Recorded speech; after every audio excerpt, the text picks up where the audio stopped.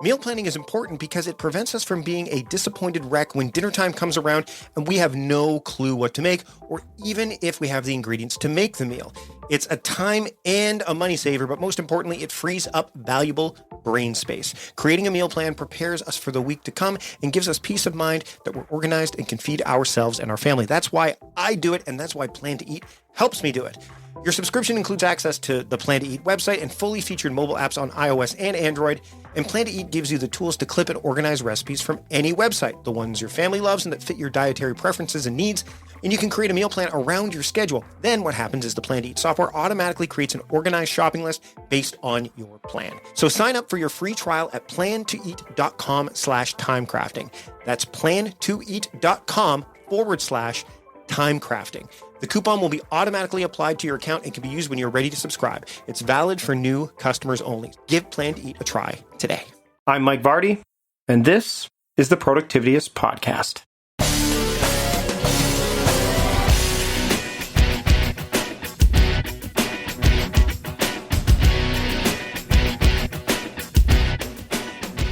Welcome to another episode of the Productivityist Podcast. I am your host, Mike Vardy, and this week I'm going to focus on burnout, which is something that I think everybody's experienced. People that I have held in high regard for a long time. My friend Chris Ducker talks about burnout, and he's talked about that in his work. I've faced burnout. Everyone has faced burnout, and the guest this week on the show has definitely got a lot to say about burnout. Dr. Clark Gaither, he is the author of Reignite, and he is an expert on job-related burnout.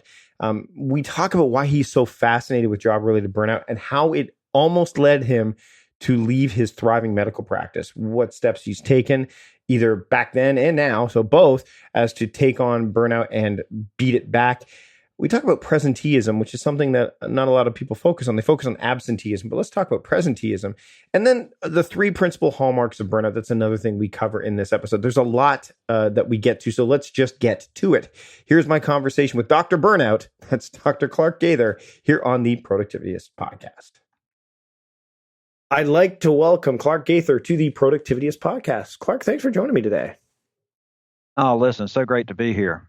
Now, I was gonna say I'd like to welcome Dr. Burnout to the podcast today, but we're gonna let you kind of. So, how do you become a doctor? Is there like is there a degree that you take? Like, I'm a doctor of burnout. Like, is there an actual? There should be. I think there should be probably some kind of discipline revolving around burnout. But let's get into that. Like, what led you? There should be, but it's like the old Norwegian saying, life is the best teacher, but the tuition's very high. So it was life that taught me about burnout. So let's talk about this. I mean, you've got the book Reignite, which is out now, and you've really, why have you focused on burnout so much? Like, what? I mean, obviously there was a personal element that brought you to it, and Is it because you want to make sure people don't go through the same thing you went, or is it just there's so many things revolving around burnout that there's a lot that we haven't really even scratched the surface of? Well, I wrote the book obviously to help folks dealing with this issue, which can be really personally devastating. At least it was for me, and to let them know that they're not alone and that they can change their circumstances if they want to. My foray into burnout, job-related burnout, began in 2009 when I went to my practice part. By the way, I'm a family physician by training. I've been serving as a family doctor. I served for 24 years in a clinic in rural North Carolina. And in 2009, I went to my practice partner and I said, look, if some things don't change, I'm going to have to leave the practice of medicine. I mean, that's how I had come to feel. I felt drained, exhausted. I felt like nothing I was doing any longer made any difference in the lives of my patients or in my life. I'd become kind of dispirited over the practice of medicine and downright cynical, really. And I felt myself detaching from my patients. And I knew something was wrong. I really didn't know what was wrong at the time. And although I had depressed feelings, I really didn't describe myself as being depressed. But, even a weekend off didn't give me any solace. would almost instantly start dreading Monday morning, Friday evening, and I knew it wasn't right. At one time, I loved medicine. I loved everything about medicine. And although I still enjoyed my interaction with patients, there was a lot about medicine, the practice of medicine, that had become rather distasteful. A lot of the, record-keeping responsibilities and administrative responsibilities. But anyway, I knew something was wrong. And so I started nosing around on the internet, and it didn't take me but a day or two to figure out I was probably burned out. And I took some steps. My partner didn't want me to leave, and I wasn't ready to leave medicine. I just knew some things had to change. Something had to change. So I did what I thought would help me. I went to a shorter work week. It meant giving up some salary, but at that point, I didn't care. I would have paid somebody to make me feel better, so I paid myself by taking, time off. I started running more. I started taking hikes in the woods. I started eating better, getting more rest. I started reading outside of medicine. I picked up some old hobbies I'd let go of. And within weeks, I felt like a new human being. It's difficult to describe how much better I felt in just a very short time. So I thought, wow, this is awesome. I wonder if any of my colleagues are feeling like this. And I went to the internet again, and it didn't take but a few minutes to figure out that this is a big, huge problem in my industry of medicine. Burnout rates are extremely high, and they're climbing and rapidly. But it's also a problem in other professions like teachers, social workers, firefighters, police officers, investment counselors, preachers. It's widespread. It touches almost every career or job that you can name. It's just that some professions right now, the rates are much higher than others. So that's how it began for me. Once I knew what the problem was and discovered some solutions, I started reading everything I could find on the subject. That led to me doing some talks to provider groups or other groups about burnout and what to do about it. And then I started blogging about it a few years ago, and that ultimately led to me writing the book Reignite, which is on professional job-related burnout. So let's talk a little bit about some of the stuff you blogged. But one of the things that I kind of found when I was going through the research for this was the idea of presenteeism, and I think that's a huge problem. When I used to work I worked at Costco for a long time, and Costco's a great company to work for, but you get to a point where I think that it can happen, like you said, in any industry, where you show up because you want to make sure that people know that you're driven and that you're ambitious.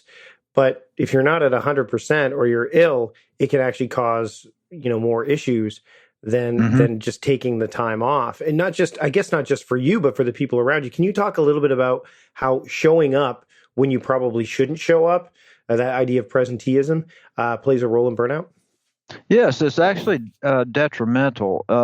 And this is a huge problem in medical providers, because even in our training, the notion that gets circulated is that, if you're sick, you still come in and work. Patients come first, and your needs come, way down the list somewhere. And you don't want to dump on your fellow residents or students in the clinical rotations. And so you suck it up. I can't remember how many times I heard that. Suck it up. I know you're tired. You've been up for 32 hours and you want to sleep, but you don't have to suck it up and, go do this chest tube or, go admit this patient. And so self-care is something that's not only not high on medical providers' list. There are a lot of listeners there that are listening now that self-care always comes secondary to someone else, some group, some employer, the family members. But I'll submit that the person that really should be number one in our life is ourselves. We should take care of ourselves, because if we don't take excellent care of ourselves, how are we going to take excellent care of others? And so taking excellent care of others begins with self-care, and that's seeing to your own needs, making sure you eat regularly and not work through lunch. No use trying to be the hero if you're the dead hero. You need time to rest and recuperate. So that means adequate sleep. It means taking time off and doing other things. So this whole notion of self-care, when people burn themselves out, which is only about 10% of the time, it's usually because they've let one or more of their realms go without any attention. And when I speak of realms, I'm talking about your physical realm, your mental realm, your emotional realm, and your spiritual realm. You have to nourish all of those. And so if work is all you're all about, then your life gets out of balance. And that's when people go down this road of burning themselves out, because they just, they're workaholics. They may start out enjoying that, but anything done 24/7 gets old after a while. And so, I would caution against this notion of presenteeism. I always have to be there, even when I'm too tired, too angry, too lonely, too hungry, too sick. Sometimes you have to just back off, know when to bow out and say, look, I need a little time to take care of myself, and then I'm going to come back and I'll be strong when I do. I want to talk about the idea, and by the way, there's a definite sense of irony when you say that doctors, when they show up sick, patients would definitely go, if the doctor isn't taking good care of themselves, how am I supposed to, walk the walk if they're not walking the walk? You know what I mean? Or walking the talk. Now, let's talk about what are the signs of burnout that people, either they don't recognize right away, maybe it's something that kind of is just bubbling and they just dismiss it. And that's the first part of my question. So let's look at that first. So what are some of the signs of burnout that may kind of be masked by other things, and that you shouldn't just dismiss out of hand? Well, the big one that most people confuse with burnout is stress. Right. And a lot of times burnout is treated as if it were stress. And if you do that, then you don't really correct the underlying causes of burnout. And so nothing really changes. Stress, you can be stressed without being burned out. Mm-hmm. But if you're burned out, I guarantee you 100% that you're stressed, because with burnout, the damage is primarily emotional. With stress, it's primarily physical. So again, the two are completely different entities, and the approach to each should be completely different. So there are three principal hallmarks of burnout, and just three, but they're very sensitive and specific. And this was all figured out by Dr. Christina Maslach back in the 80s. In fact, she developed the Maslach Burnout Inventory, which is a questionnaire that determines whether or not someone's burned out and by how much or to what degree. And she identified these three hallmarks, and I had hit all three of them. The first one is emotional exhaustion. And that's where you feel like you can no longer give of yourself on an emotional or psychological level to the client, the customer, or the patient, or your colleagues, or your family, or maybe coworkers. People will say, I'm spent. I've left it all out there. I have nothing left to give. I hear that a lot. I have nothing left to give. They just feel emotionally drained. The second hallmark is depersonalization, and that's a fancy word for you become cynical and detached. You start getting this cynical attitude about what you do or the people you work with or your clients or customers. You become to feel like they're almost deserving of whatever's going on with them that's not right. And you begin to detach from them. There's no longer that caring connection that you once had with them. You kind of begin to feel isolated and emotionally detached. And the third and last hallmark is a lack of a sense of personal accomplishment. And that's where you begin to feel like nothing you're doing anymore makes any difference, not only to the client, customer, or patient, but it no longer makes any difference to you.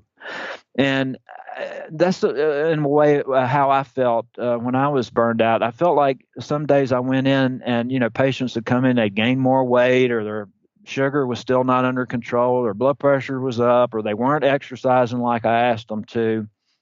And I felt like I wasn't making any difference. And of course, I was, but you don't feel like you are. So, those are the three hallmarks: emotional exhaustion, keyword exhaustion, depersonalization, keyword cynicism, and a lack of a sense of personal accomplishment. And the key word there is inefficacy. You feel inefficacious, like you're not making a difference. When people start to recognize those signs, like is there a quick win, or is there something that they can do?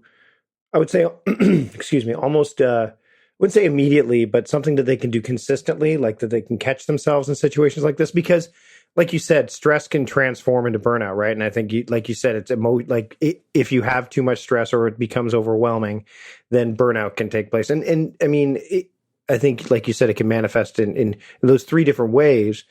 But what is something that, like, if someone recognizes it, what can they do? Go ahead. Yeah. Yeah. Yeah, it depends on the type. There are two types of burnout. One is individual, and that's where the individual burns themselves out.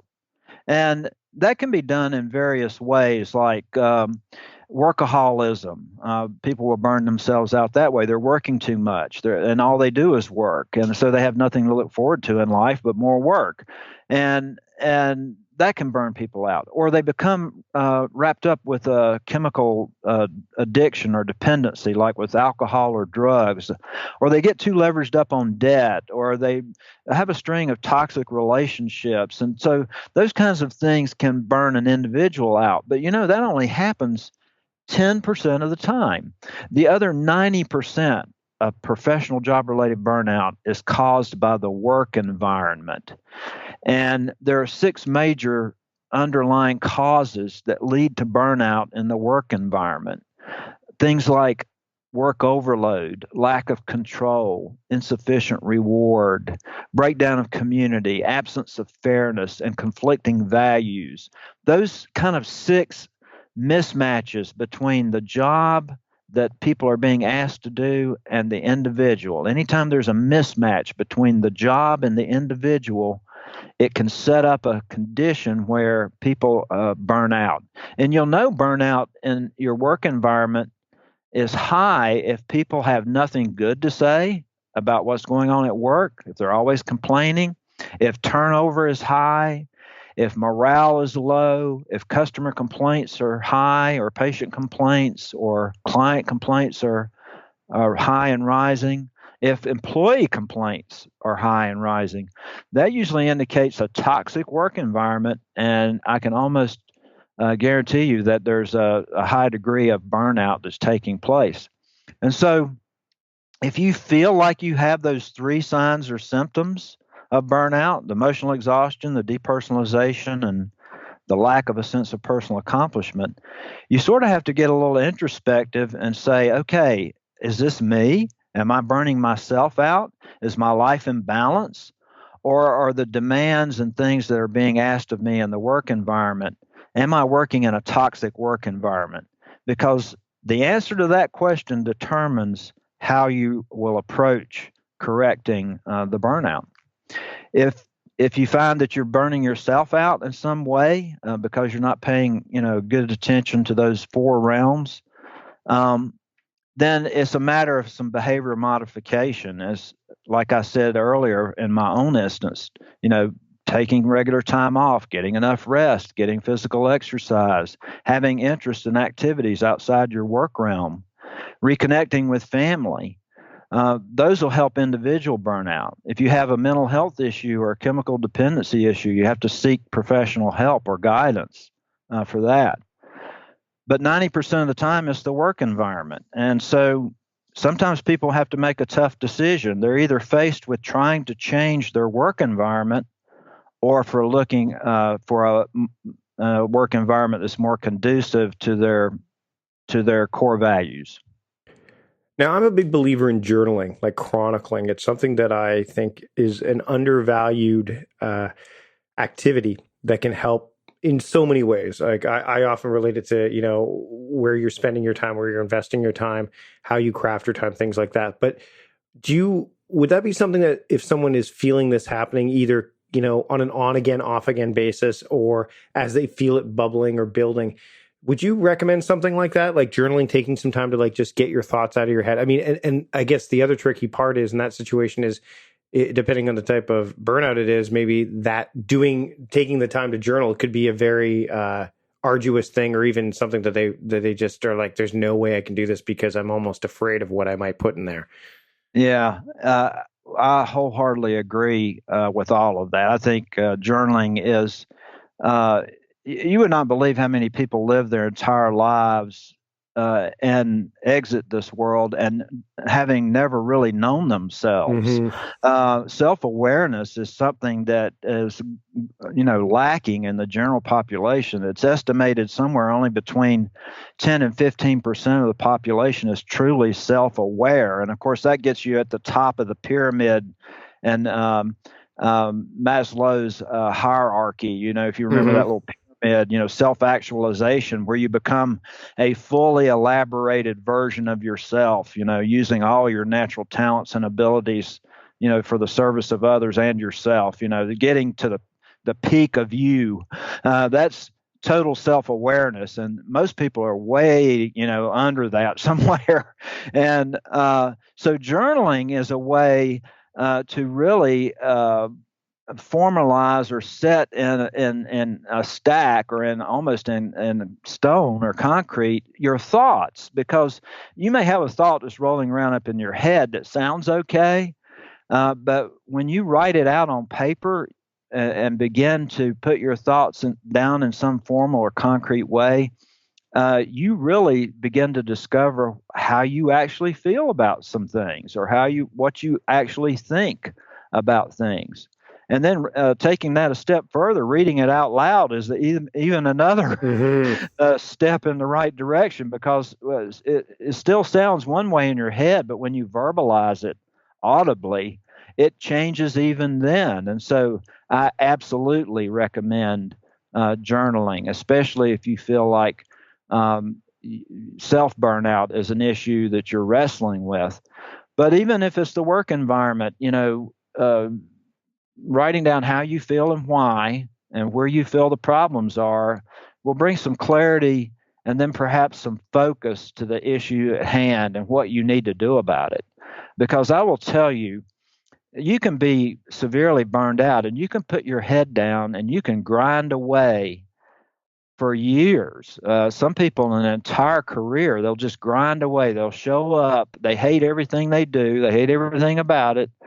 They'd rather be doing something else, but they will show up.